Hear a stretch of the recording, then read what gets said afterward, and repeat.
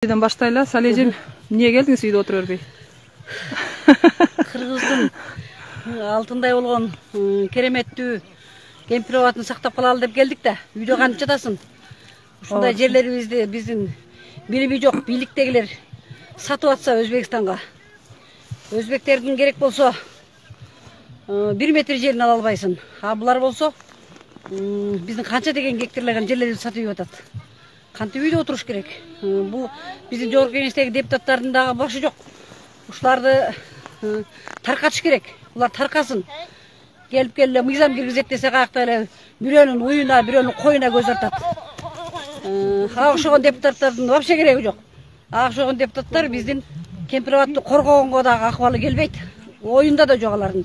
Алар саткын, ууру, каски депутаттар. Ошон үчүн мен каалайт элем ушул. Ошол депутаттардын бардыгы таркасын. Анан кийин биздин жанакы активист жаштарыбыз отурат го, кыздар, балдар. Алар эч кандай күнөөсү жок. Кыргыз элинин байлыгын сактап калалы деп сүйлөсө камап коюшту. Керек болсо ошо садыр менен камчыны камаш керек болчу. Басмачыдай болуп басып келген ошолорчу. Биздин жаштар ага караганда акыл айт насаатын айтып атат. Кой ушул Кыргызстан өнүксүн, өссүн. Биздин жерибизди сатпагыла, эртеңки күнгү урпактарыбызга калсын деп сүйлөсө, аларды камашат. Эми эгерде менин дошум жетип калса, мени да камап көргүлөчү. Элдин толкуганын ошондо көрөм. Мен да өзгөндүн кызымын. Как өзгөндүн кызы, мен жүрөгүм ооруйт ушу кемпироватка. Биздин мына өзгөндүн кызыбыз Орозайымды жап-жаш кыз. Анын эч кандай күнөөсү жок. Ал акыйкатты айтты. Орозайымдын неме чыгынактай кыздан коркосуңбу деп айтып атат элдин баары дейт. Сен айыбыңды чукуп коет деп корктуңбу сен? Садыр, сен баалык башынан сасит болуп, бар жоктун баарын кылып аткан сенсиң. Уят эле болмуңар дүйнө жүзүнө. Жаштарын камап коет деп. Бизде сөз эркиндиги деген бар. Өзүңөрдүн абийиңерди өзүңөр кетирип атканды билбей атасыңарбы? Силерде вообще билим жок. Деңгээлиңер начар. Башка өлкөлөр ошон үчүн Кыргызстанды тебелеп атат. Болбосо мында Мирзаев деген киши аябай акылдуу киши үчүн силердин жумшагыңарды бирден билип алды. Бир чапан кийгизип, бир топе кийгизип койсо ошого алдандыңарбы? Чапаныңар жок беле. Чапаныңар жок болсо жылаңач бойдон кетесиңер эртең эле. Эгер ушу кемпироват жерин сатып ийсиңер, кемпироваттын жерин сатам десеңер, депутаттар, уккула. Силерди биз кан төксөк да алып калабыз. Силер кире турганга жер таппай каласыңар. Силерди эгерде ушу кемпироватка кол коюп берсеңер, силер кыргызстандыксыңарбы? Садыр менен камчы качканда кошо качып, камалса кошо камаласыңарбы? Кеткиле андан көрө, таркап кеткиле абийиңердин баарында. Биздин жаштарды чыгарып койгула. Азаттык үчүн сүйлөгөн жаштарыбыздын бардыгын камап отурасыңар. Жүрөктөрүн оорутуп элдин баарынан. Мен айтарым ушу, кайрылуум. Таркап кеткиле. Эч кандай ратификацияга кол койбогула. Анан биздин мунагы Өзгөн районунун депутаттары ким эле жанакы Элмурза сатып алды. Элмурза сатып алды дейт менен Улукбек Ормоновдор. Силер эмне деген адамсыңар? Эл үчүн болуптур, койчу ошо өзгөнүңөрдү деп атат Садыр. Өзгөндүн кулунусуңарбы? Же өзгөндүн саткынысыңарбы силер? Силер жакшы депутат болсоңор ушу коргойт элеңер. Билип туруп эле өлүмүш болуп, жогорку кеңеште колубузга тиелек дейсиңер. Колуңарга тийбесе деле билинип турат. Бул Кыргызстандын жери болгон, эч качан Өзбекстандын жери болгон эмес. Силерге эмне күч келди ушу кемпироватты сатканга? Андай сатат экенсиң, Ысык көлүнүн жарымын сат ошо жака. Бул жердин элдери барып силерге каякта какыраган таладан жерди алсынбы барып? Дал ушунун өзүнүн жеринде жашаш керек. Өзүнүн суусун, өзүнүн ата-энесинин турпагы жаткан жерге жашаш керек. Ушул жерден дыккатчылык үлүш жерлери бар. Ошон үчүн силердин эч кандай сатканга акыңар жок, укугуңар да жок. Эч кандай сатпагыла силер. Эгер сатсаңар силер, биз кан төккөнгө чейин күрөшөбүз. Ошол мен кайрылуум. Уккула. Рахмат Салежи. Сөзүңүздө жан бар. Жаштар менен диалог түзүп, азыр кайра ушул мына кемпироват сонун кооз жерди алар менен биргеликте бизге азыр туризмге канчалык мүмкүнчүлүктөр бар, ошолор менен өстүрсөк болот. Сиздин сөзүңүздө жан бар. Сиздей апалар, калыс апалар дайыма ден соолукта болсун, чын ден соолукта болуп, биздин пешенебизге аман боло бериңиз. Рахмат сизге. Түз эфир. Мен өзгөндүк болосуз да сиз дагы? Мен да өзгөндөн болом, ушул жерден болом. Biz de ушул жерде жашап кеткенбиз. Мына биз азыр турган жер 9-чы горизонталга кирип кетет. Мына улак чагып аткан топ турган жер дагы ушу 9-чы горизонтал. Ушул жер бүт баары Өзбекстанга өтүп кете турган болуп атат. Мен эми анча-мынча чыдабай кетип сүйлөп атам. Бүгүн эми сүйлөбөй эле коеюн дедим, бирок кайра дагы чыдабай. Ушунча балдар мына каны кайнап келип кемпирабаттын кетип атышына şu жөн үйдө отура албай şu келгенине карап үйдө отура албадым. Анан келдим да. Рахмат. Эми мен айтарым, Садырга эле айтам. Садыр, мен сени эй дебейин, сени урматтуу дебейин, сени үка дейин. Сен менден жашсың да. Үка катары сага айтам, Садыр үка. Эгер кыргыз болсаң, каның кыргыз болса, кыргыз балага, кыргыз элине күйсөң, мынанча баланын канын кайнатмачы. Кайнатмачы үка. Азыр бардык иштер сенин колуңда турат. Бардык болуп аткан иш сени менен гана чечилип атат. Биз аны бардыгы билебиз. Мен эле эмес, бардык эл билет. Ошон үчүн сага мына суранып атам, үка. Ага катарысынан айтып атам. Мына балдардын канын кайнатпа, үка. Ушул бардык ушу сенин балдарың, сенин аталарың, акаларың мынашылар. Кыргыз эл, сенин элдериң булар. Бу балдардын мындай канын кайнатпа, үка. Бир нерсе болуп кетет деп мен ушу корком. Кыргызстан өссүн, өнүксүн десең, ушу балдардын үнүн уктагы ушу Кемпирабадты ордуна коюп кой, үка. Болду, ушул эле мен айта турган сөзүм. Рахмат аба. Ден соолукта болуңуз. Дайыма ушундай калыс сөзүңүздү айтып, аман эсен жүрө бериңиз. Рахмат. Мен эреже, мен бул жактагыларда да бир сыйра көрсөтүп коеюн. Атчандардын саны аябай көбөйүп, 1000ден ашып калды окшойт да. Мен эреже дагы 2000дейби? Өзгөндүн өтө патриотка эркектер менен тең тайлашып чуркап жүрөт. Бизди деле үйдө отур, жөн отур дегендер көп. Эми жер кетип атканда биз да жүрөгүбүз чыдабай ошо чуркап жүрөбүз. Мен эреже, өзүңүз пикириңизди айтсаңыз. Саламатсыздарбы, кыргыз элим? Ушул мынантип кыш жакындап турган убакта үйдө тирилигибизди токтотуп коюп, ушу жерим кетпесин деп ушинтип жүрөбүз. Мен бардык Кыргызстандын 7 думанын тең айтат элем да. Бардыгын чакырат элем. Ушул биздин Кыргызстандын рычагы болгон Кемпирабадыбызды коргоп калайлы депчи. Мен ушу 90 депутатка кайрылат элем. Ушу депутаттар сиздерди эл шайлаган. Ушу элдин ишеничин актап, ушуга каршы пикир берип, каршы добушуңуздарды берип, Кемпирабадты алып калыңыздар. Бардык жагы бүтүп, бир жогорку кеңеште калды Кемпирабадтын тагдырычы. Мен ушул элдин өкүлү болгон 90 депутаттан талап кылат элем. Ушул Кемпирабадты каршы добуш берип алып калыш бир гана сиздердин колуңуздарда калды. Мен сиздерге ишенем. Сиздер элим, жерим деген, сиздер деле бизге окшогон патриот адамдарсыздар. Ушу Кемпирабадка каршы добушуңуздарды берип, ратификациядан өткөзбөстөн ушуну токтотуп калыңыздар. Башка өзүңүздөрдүн коллегаларыңыздардан үлгү алыңыздар. Спикерликти тапшырып берген Талант Мамытовдон үлгү алыңыздар. Тарыхта жакшы таза тарыхта таза ойдон калыш үчүн, не только тарыхта таза ойдон калыш үчүн, эртеңки өзүңүздөрдүн небере чеберелериңиздин келечеги үчүн, баш көтөрүп, инсандык ыжданыңыздар бар болсо, мына ушул нерсеге каршы туруңуздар. Мен бардыгыңыздар ушуга чакырып кетем. Бизге бийликтин дагы, башканын да кереги жок. Азыр көп жерлерде сөздөр болуп атат. Бул анан бунун адамы, бул тигин адамы деген. Бул нерсени токтотуңуздар, туугандар. Шайлоо өтүп бүткөн. Биз депутаттарды 5 жылга шайлап койгонбуз.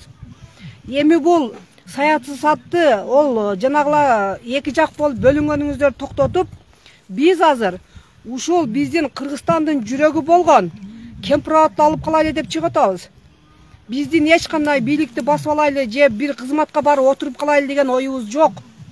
Ушул Кемпирабадты алып калсак, эртеңки биздин урпактарыбыз үчүн тарых алдында жүзүбүз жарык болсун деп чыгып атабыз. Эгер туура түшүнгөндөр болсо. Дагы айтып кетерим, биздин төбөлдөргө айтарым. Биздин аябай чыган, чындыкты бет кайткан, тайманбас жаштарыбызды апарып кымап койдуңуздар. Бул сиздердин эң тор эмес кадамдарыңыздар. Ушул биздин 26 адамыз жараныбызды чыгарып, өзүңүздөрдүн кетирген катаңыздарды өзүңүздөр оңдоңуздар. Бул 26 жаран эч кандай күнөөсү жок, ак жерден отурат. Айтбаев Акыл Казаковичтин эч кандай күнөөсү жок. Ал киши болгону чындыкты айтып, ушул бийликтин айткан жалгандарын далилдеп, карта менен көрсөтүп, булар туура эмес айтып атат. Тууру карта, мынау карта деп көрсөтүп койгондук үчүн апарып камап отурасыздар. Аны көрө эле көрбөй калып, дүлөй эле укпай калбаса, бизге окшогондорго маалым болуп турат. Ошон үчүн ушу бийлик төбөлдөрү өзүңүздөрдүн кетирген каталарыңыздарды оңдоп, эсиңиздердин барыңызда этеңиздерди жаап алсаңыздар жакшы болот эле. Бардык инсан барарыбыз 2 метр жер да. Менин да барарым 2 метр жер. Ошо бийликте отурган президенттин деле барары 2 метр жер. Анан биз эмнеге эле жан талашып, эмнеге эле мынчалык эле бийликте, байлыкта эле өлүп кетип атабыз, мен ушуга түшүнбөйм да. Эртеңки күнү өлсөк, ушул жыйнаган дүйнөбүздүн бардыгы калат, алып кете албайбыз. Ошон үчүн мен бардыгыңыздарга Кудайдан ыйман тилеп кетет элем, ынсап тилеп кетет элем. Ушу сиздердин жүрөгүңүздөргө дагы Кудайым ушундай бир ыйман менен нурлантып жүрөгүңүздөрдү. Ушул Кыргызстанда күнөөсүз отурган 26 жараныбызды бошотуп койсоңуздар. Айлантып татырын аяктарына. Мен ушул Кыргызстандын бардык жарандарын чакырып кетем. Кыргызстандыкмын деген башка улуттун жарандарын дагы, ушу Кыргызстанда жашаган бардык инсандарды мен чакырат элем. Кемпирабадты коргоп калайлы туугандар. Кемпирабад бул Кыргызстандын жүрөгү, Кемпирабад Кыргызстандын эң барып турган, экинчи орунда турган бул Кыргызстандын рычагы туугандар. Ушуну алып калайлык. Мына бая күнү Кызыл Октябрда Кызыл Октябрлык энелер коомун түзүптүр. Кемпирабадты коргоо деп энелер коомун түзүптүр.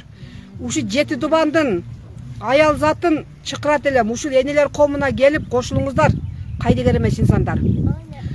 Бардыгыңыздарга инсандык ыждан каалайм, аманчылыкта жолугайлык, биримдикте ушу Кемпирабадты коргоп калайлы туугандар. Мен айтарым ушул. Рахмат. Венере bir суроо берсем болобу? Кече күнү өзгөнгө ошол депутаттык келип кетиптир. Эмне максатта келди, ошол боюнча кичине айтып бергилиз. Кече күнү Улукбек Ормонов келген, туура.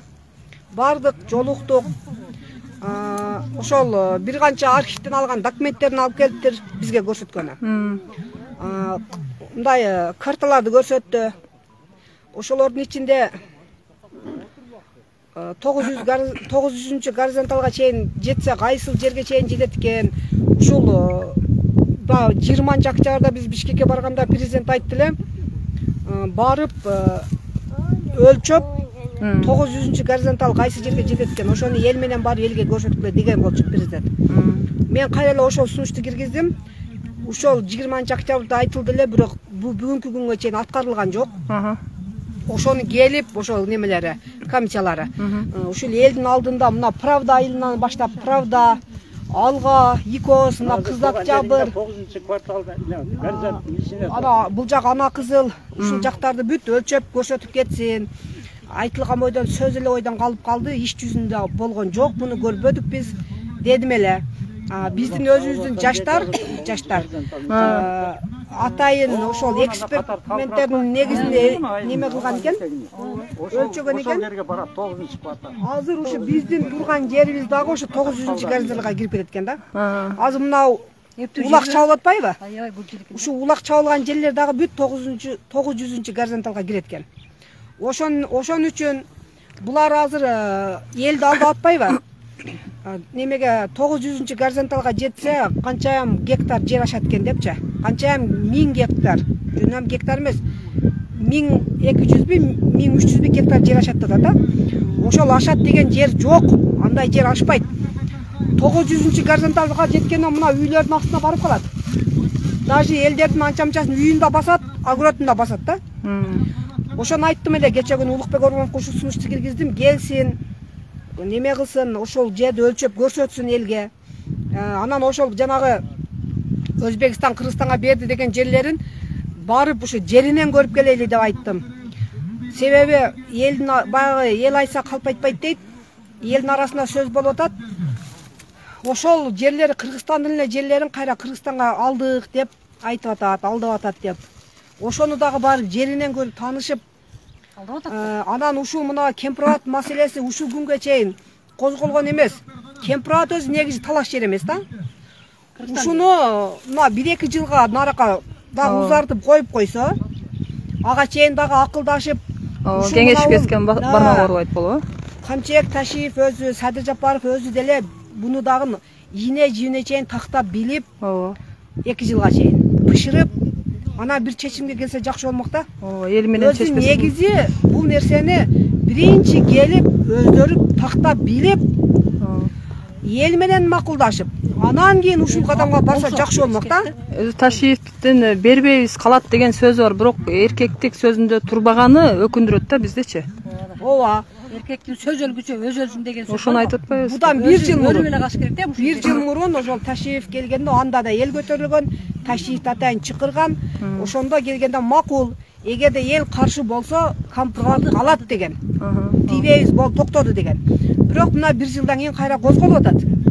Ошону Өзбекстандын эли менен, Өзбекстандын бийлиги менен барып келишим түзбөй туруп, келип эл менен маслихат кылыш керек эле. Эгерде эл макул болсо барып ушу кадамдарга барса болмок да. Бул элден эч кандай эл менен маслихаты жок эле өздөрү билип, жана огородун чекесин берип аткансыз эле ушундай кылып койгону элдин кыжырын кайнатып атат да. Бул эң туура эмес кадамдар. Буну бардыгы эле билип турат. Мен ушул Садыр Жапаровдон, Камчыбек Ташиевден талап кылып кетет элем. Сиздер эл менен эсептешиңиздер. Эл бар үчүн сиздер бийликте отурасыздар. Эл жок болсо сиздер эч ким эмессиздер. Динара эже, Венера эже сүйлөй бериңиз. Эл толкуса сел болот. Ошон үчүн эл менен да эсептешип коюңуздар. Мен ошол талап кылып кетерим, менин эмес, элдин талабы. Ушул Кемпирабадты токтотуп турсаңыздар, атлажит этип туруңуздар.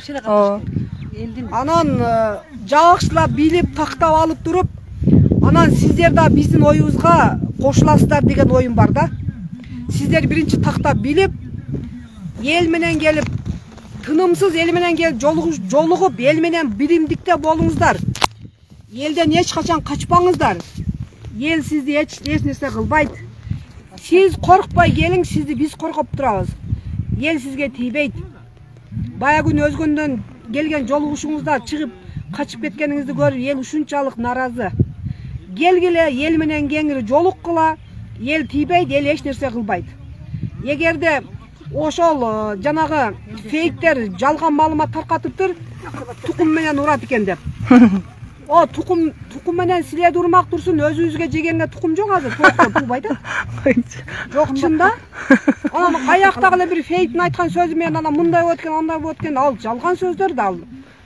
Кантип ушул биздин Кыргызстандын башчысын келип жумуртка менен урат, эми мындай акылга сыя турган нерсени айтыш керек да. Түптүдөр урган да бир жылы, жанагы Дорос урган да. Венера эже, ден соолукта болуңуз, сизде патриот айымдар көбөйө берсин. Элим жерим деген. Рахмат, силер дагы аман болгула. Биздер тойлор бар. Бул жакта эже өзүңүз тааныштырың, мен сизди сырттан тааныйм. Азыр атыңызды унутуп калдым. Рапия эже. Биз ушул азыр керемет болгон биздин Кемпирабадтын жээгинде турабыз. Аябай сонун кооз жер. Мында сонун булак болуп атат. Ушул жерибиз 900 горизонтал ушул жерден өтүп аны бактардан башталат экен. Андан арда 250 метр нейтральный зона болуп айылыны жарым эле кетип калат да, берсечи. Ал бүт ошол чегерада калып калат да. Жанагы Баткен менен Тажикстан болуп калабыз да, ушул жерди берсечи. Өзбекстан эми каалашынча суусун алып атат, бактан эгип пайдасын, миллиарддаган пайдаларды көрүп атышат. Эч бир алардын бизге жер бер деген талабы деле жок. Эмне себептен берип атышат деп түшүнбөйм да. Анан ушу элим, жерим деген азаматтарды биздин мисалы ушул айылда, өзүбүздүн айылда Кызыл Октябрда чоңоюп, ушул жерден чоңойгон балабыз Акыл Казаковичти дагы камап койду. Бүгүн азыр соту болуп атса керек. Ошол бала каерге барса картасын көтөрүп түшүндүрүп жүрөт байкуш. Аны да укпай өткөндө Ташиев менен Жапаров келгенде картасын көрсөтүп Акыл Казакович түшүндүрүп атса, Ташиев колунан жулуп алды микрофонду. Ошол этикага туура келеби? Ушул адамдар, мисалы Ташиев, ушулар этиканы сактап бир нормалдуу мамиле жасабайбы адамдарга? Акыл Казакович ал өзү коёсунан чыга албаган бир алтындай бала, билимдүү, өзү архитектор. Анан жанакы Орозайым деген кызыбыз дагы эмне ушу сүйлөгөн үчүн эле камап коесуңарбы? Же алар ушул камалган 26 патриот эмне кашадан ашып түшкөн жокко буларчы? Секиришип. Же болбосо биз бийликти алабыз деп сүйлөгөн жок да. Булар жөн гана өзү жерим калсын, элим деп сүйлөгөн азаматтарды камап койдуңар. Эми элдин аябай кыжырык канап атат, неме кайнап атат. Энелер каргап атышат, каргыштан коркула. Кайтар дүйнө деген бар. Ошол 26 биздин эң патриот кыздарыбызды, балдарыбызды, жанагы Жеңиш Малдахматовтар бар, Клара Соронкуловалар, ушулар баары эле жакшы патриот, элим жерим деген эле адамдар да, аларды тиле жамандашып, баарын силдешип. Ушулардын баарын чыгарып койгула, элдердин ызырына тийбейчи. Рахмат эже. Элдер нааразы болуп атышат. Рахмат эже, ден соолукта болуң. Дайым ушундай калыс сөзүңүздү айтып, биздин пешенебизге аман эсен жүрө бериңиз. Рахмат.